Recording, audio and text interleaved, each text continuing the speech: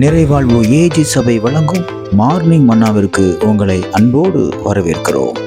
கர்த்தருடைய பரிசுத்த நாமம் மகிமைப்படுவதாக. இந்த நாளிலே உங்களை சந்திப்பதிலே மிகுந்த சந்தோஷம். எனக்கு அன்பான தேவனுடைய பிள்ளைகளே, பலவிதமான நபர்கள் உங்களை ஒடுக்கலாம். நீங்க அப்படி ஒடுக்கப்படும் பொழுது நீங்க இப்படி யோசிக்கலாம், கர்த்தர் என்னுடைய நினைவாக இருக்கிறாரா, என் பக்கத்துலதான் இருக்காரா அப்படிங்கிற பல சந்தேகங்கள் வரலாம்.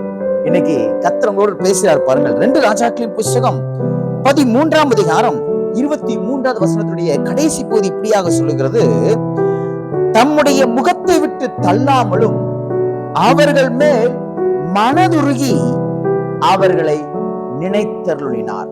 இந்த வேதவசனம் எப்போ சொல்லப்படுகிறது அப்படின்றால், ஆசைகள் இஸ்ரவேலை ஒடுக்குறான்.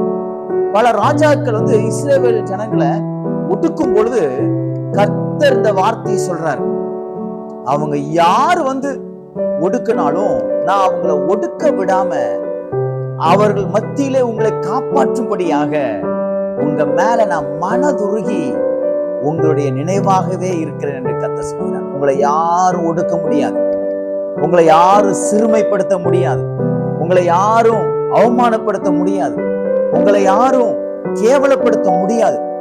உங்களை நடுத்தருவுல இழுத்து விட்டு வேடிக்கை பார்க்கிற அளவுக்கு கர்த்தர் விட மாட்டார். காரணம், அவர் உங்களுடைய நினைவாக இருக்கிறார், அவர் உங்களை நினைத்தருள் இருக்கிறார், அவர் உங்களுடைய காரியத்திற்காக வைராக்கியம் உள்ளவராக இருக்கிறார்.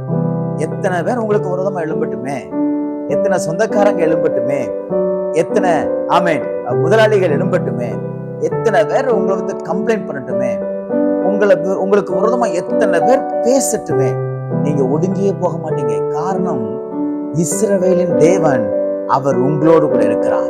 இயேசு கிறிஸ்து உங்க கூட இருக்கிறார். பிதாவாகிய தேவன் உங்களோடு கூட இருக்கிறார். ஆகையால் நீங்க பயப்படாதீங்க. உங்க மேல மனதுருகிற கர்த்தர் உங்க மேல இருக்கிற மனுஷன் மனதுருக மாட்டான் பாருங்க. எவ்வளவு அடித்தாலும், நம்மளை எவ்வளவோ அவமானப்படுத்துவான், நம்மளை எவ்வளவோ சித்திரவதை பண்ணுவான், அவனுக்குள்ள என்ன வராதுன்னா மனதுருக்கம் இருக்காது. ஆனா நான் பிரசங்கித்துக் கொண்டிருக்கிற நம்முடைய ஆண்டவராய் இயேசு கிறிஸ்து மனதுருக்கம் உள்ள தெய்வன்.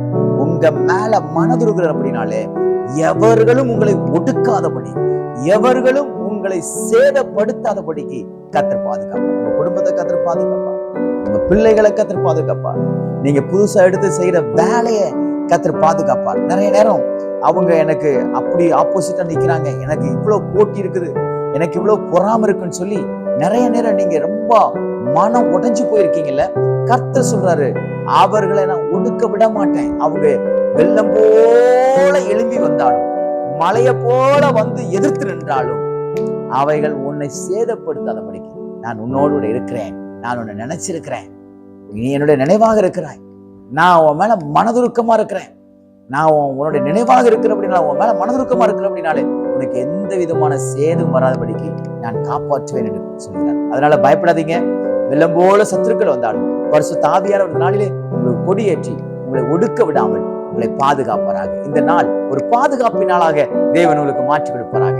God bless you.